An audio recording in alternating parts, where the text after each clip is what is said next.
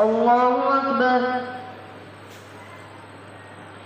الحمد لله رب العالمين الرحمن الرحيم مالك يوم الدين إياك نعبد وإياك نستعين اهدنا الصراط المستقيم صراط الذين أنعمت عليهم غير المغضوب عليهم ولا الضالين. قال ألم أقل لك إنك لن تستطيع معي صبرا قال إن سألتك عن شيء بعدها فلا تصاحبني قد بلغت من لدني عذرا. فانطلقا حتى إذا أتيا أهل قرية استطعما أهلها فأبوا أن يضيفوهما فوجدا فيها جدارا يريد أن ينقض فقامه قال لو شئت لاتخذت عليه أجرا. قال هذا فراق بيني وبينك سأنبئك بتأويل ما لم تستطع عليه صبرا.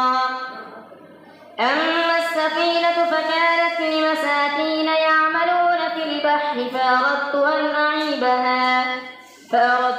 أعيبها وكان وراءهم ملك يأخذ كل سفينة غصبا.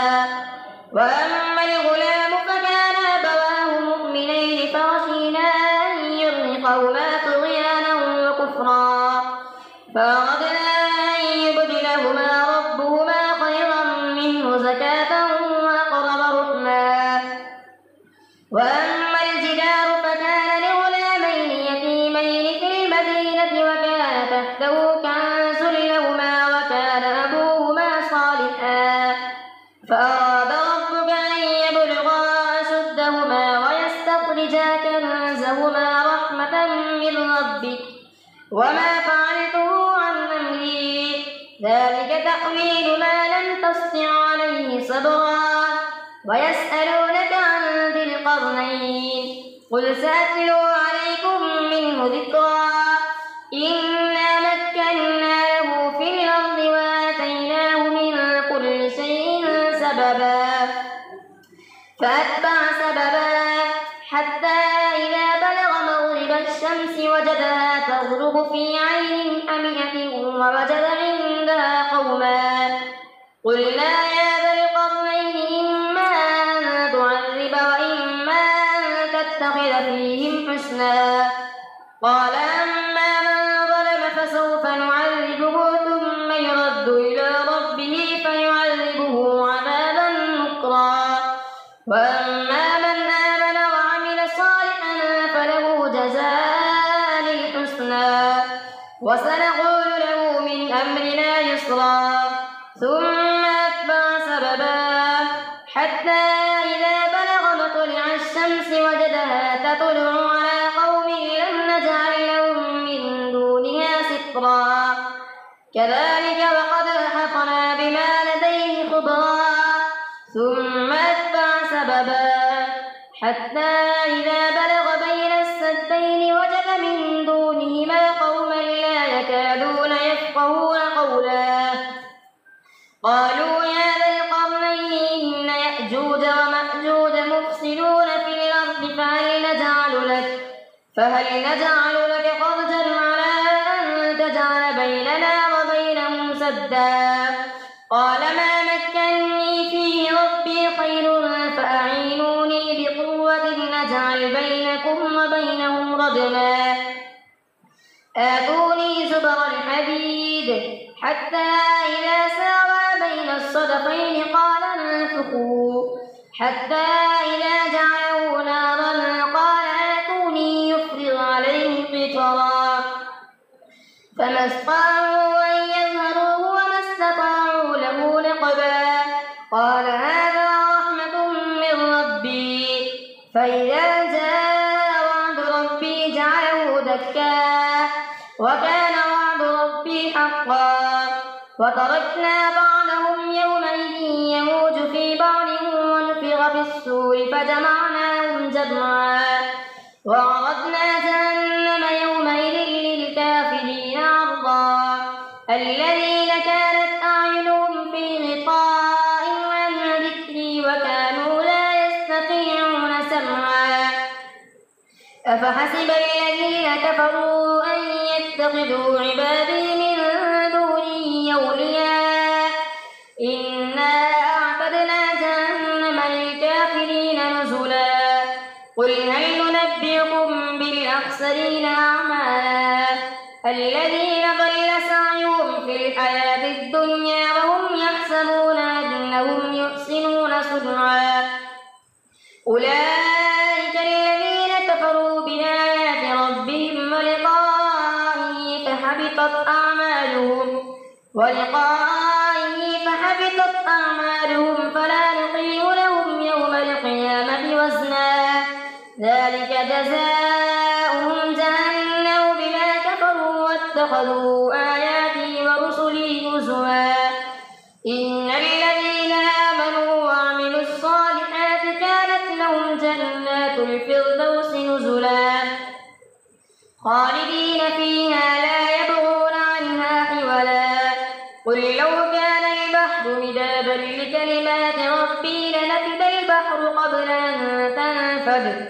أن تنفد كلمات ربي ولو جئنا بمثله مددا قل إنما أنا بشر مثلكم يوحى إلي أنما إلهكم إله واحد فمن كان يرجو لقاء ربه فليعمل عملا صالحا ولا يشرك بعبادة ربه أحدا كافها يا عين صاد ذكر رحمة ربك عبده زكريا إذ نادى ربه نداء خفيا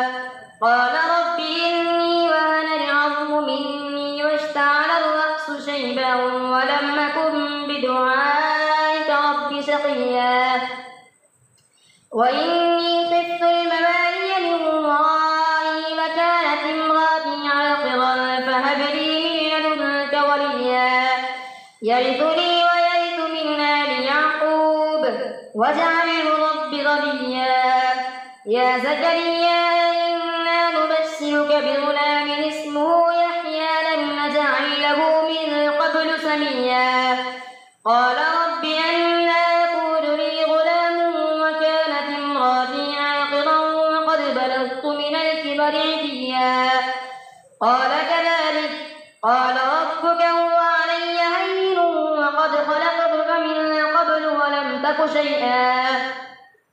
قال رب اجعل لي آية قال آيتك ألا تكلم الناس 3 ليال سويا فخرج على قومه من المحراب فأوحى إليهم أن سبحوا بكرة وعشيا يا يحيى خذ الكتاب بقوة وآتيناه الحكم صبيا وحنانا من لدنا وزكاة وكان تقيا وبرا بوالديه ولم يكن جبارا عصيا وسلام عليه يوم ولد ويوم يموت ويوم يبعث حيا واذكر في الكتاب مريم إذ انتبذت من أهلها مكانا شرقيا فاتخذت من دونهم حجابا فأرسلنا إليها روحنا فتمثل لها بشرا سويا قالت إني أعوذ بالرحمن منك إن كنت تقيا قال إنما أنا رسول ربك ليهب لك غلاما زكيا قالت أنى يكون لي غلام ولم يمسسني بشر ولم أك بغيا قال كذلك قال ربك هو علي هين ولنجعله آية للناس ورحمة منا وكان أمرا مقضيا فحملته فانتبذت به مكانا قصيا فجاءها المخاض إلى جذع النخلة قالت يا ليتني مت قبل هذا وكنت نسيا منسيا فنادى فناداها من تحتها ألا تحزني قد جعل ربك تحتك سريا وهزي إليك بجذع النخلة تساقط عليك رطبا جنيا فكلي واشربي وقري عينا فإما ترين من البشر أحدا فقولي إني نذرت للرحمن صوما فلن أكلم اليوم إنسيا فأتت به قومها تحمله قالوا يا مريم لقد جئت شيئا فريا يا أخت هارون ما كان أبوك امرأ سوء وما كانت أمك بغيا فأشارت إليه قالوا كيف نكلم من كان في المهد صبيا قال إني عبد الله آتاني الكتاب وجعلني مباركا أينما كنت وأوصاني بالصلاة والزكاة ما دمت حيا وبرا بوالدتي ولم يجعلني جبارا شقيا والسلام علي يوم ولدت ويوم أموت ويوم أبعث حيا ذلك عيسى ابن مريم قول الحق الذي فيه يمترون ما كان لله أن يتخذ من ولد سبحانه إذا قضى أمرا فإنما يقول له كن فيكون وإن الله ربي وربكم فاعبدوه هذا صراط مستقيم فاختلف الأحزاب من بينهم فويل للذين كفروا من مشهد يوم عظيم أسمع بهم وأبصر يوم يأتوننا لكن الظالمون اليوم في ضلال مبين وأنذرهم يوم الحسرة إذ قضي الأمر وهم في غفلة وهم لا يؤمنون إنا نحن نرث الأرض ومن عليها وإلينا يرجعون الله أكبر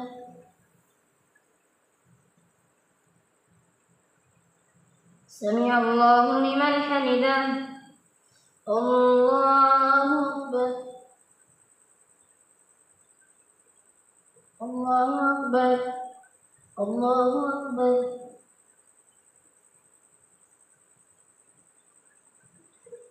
الله أكبر الحمد لله رب العالمين الرحمن الرحيم مالك يوم الدين إياك نعبد وإياك نستعين اهدنا الصراط المستقيم صراط الذين أنعمت عليهم غير المغضوب عليهم ولا الضالين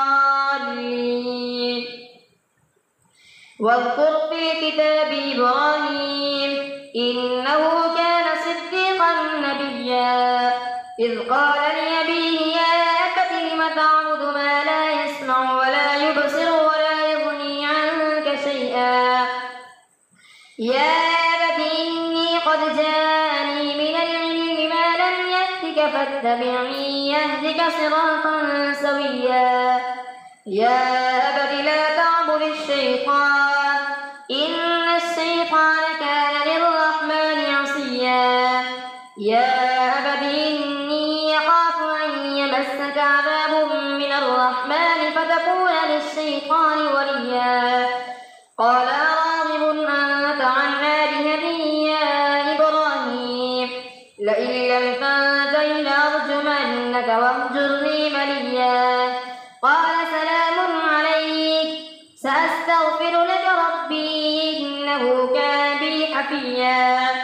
وأعتزلكم وما تدعون من دون الله وأدعو ربي عسى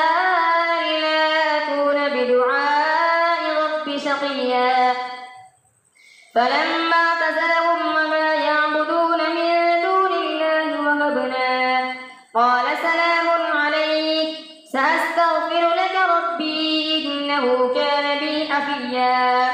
وأعتزلكم وما تدعون من دون الله وأدعو ربي عسى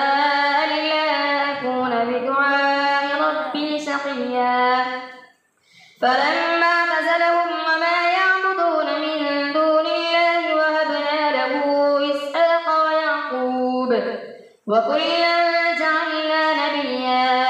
ووهبنا لهم من رحمتنا وجعلنا لهم لسان صدق عليا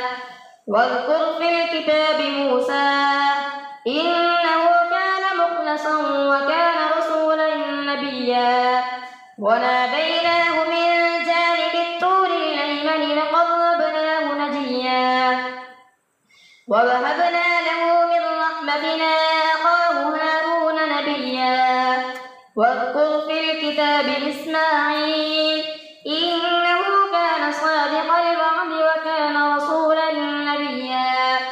وكان يأمر أهله بالصلاة والزكاة وكان عند ربه مرضيا واذكر في الكتاب إدريس إنه كان صديقا نبيا ورفعناه مكانا عليا أولئك الذين أنعم الله عليهم من النبيين من ذرية آدم وممن حملنا مع نوح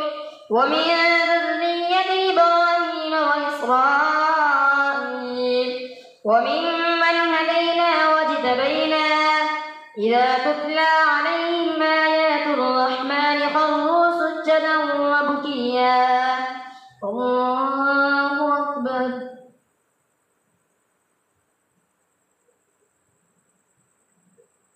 الله أكبر فخلف من بعدهم خلف أضاعوا الصلاة واتبعوا الشهوات فسوف يلقون غيا إلا من تاب وآمن وعمل صالحا فأولئك يدخلون الجنة ولا يظلمون شيئا جنات عدن التي وعد الرحمن عباده بالغيب إنه كان وعده مأتيا لا يسمعون فيها لغوا إلا سلاما ولهم رزقهم فيها بكرة وعشيا تلك الجنة التي نورث من عبادنا من كان تقيا وما نتنزل إلا بأمر ربك له ما بين أيدينا وما خلفنا وما بين ذلك وما كان ربك نسيا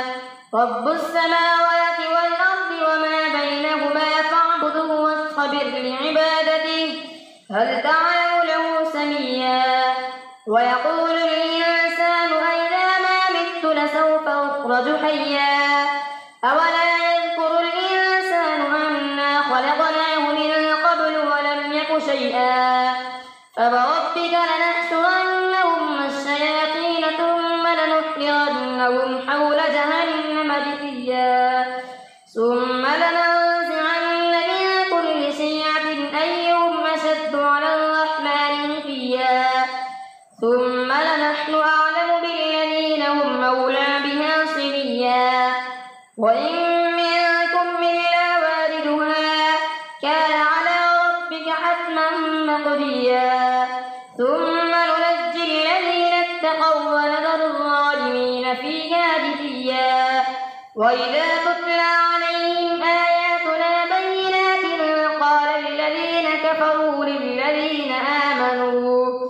للذين آمنوا أي الفريقين خير مقاما وأحسن نديا وكم أهلكنا قبلهم من قرن هم أحسن أثاثا ورئيا قل من كان في الضلالة فليمدد له الرحمن مدا حتى إذا رأوا ما يوعدون إما العذاب وإما الساعة فسيعلمون من هو شر مكانا وأضعف جندا ويزيد الله الذين اهتدوا هدى والباقيات الصالحات خير عند ربك ثوابا وخير مردا أفرأيت الذي كفر بآياتنا وقال لأوتين مالا وولدا أطلع الغيب أم اتخذ عند الرحمن عهدا كلا سنكتب ما يقول ونمد ونرثه ما يقول ويأتينا فردا واتخذوا من دون الله آلهة ليكونوا لهم عزا كلا سيكفرون بعبادتهم ويكونون عليهم ضدا ألم تر أنا أرسلنا الشياطين على الكافرين تؤزهم أزا فلا تعجل عليهم إنما نعد لهم عدا يوم نحشر المتقين إلى الرحمن وفدا ونسوق المجرمين إلى جهنم وردا لا يملكون الشفاعة إلا من اتخذ عند الرحمن عهدا وقالوا اتخذ الرحمن ولدا لقد جئتم شيئا إدا تكاد السماوات يتفطرن منه وتنشق الأرض وتخر الجبال هدا أن دعوا للرحمن ولدا وما ينبغي للرحمن أن يتخذ ولدا إن كل ما في السماوات والأرض إلا للرحمن عبدا لقد أحصاهم وعدهم عدا وكلهم آتيه يوم القيامة فردا إن الذين آمنوا وعملوا الصالحات سيجعل لهم الرحمن ودا فإنما يسرناه بلسانك لتبشر به المتقين وتنذر به قوما لدا وكم أهلكنا قبلهم من قرن هل تحس منهم من أحد أو تسمع لهم ركزا الله أكبر.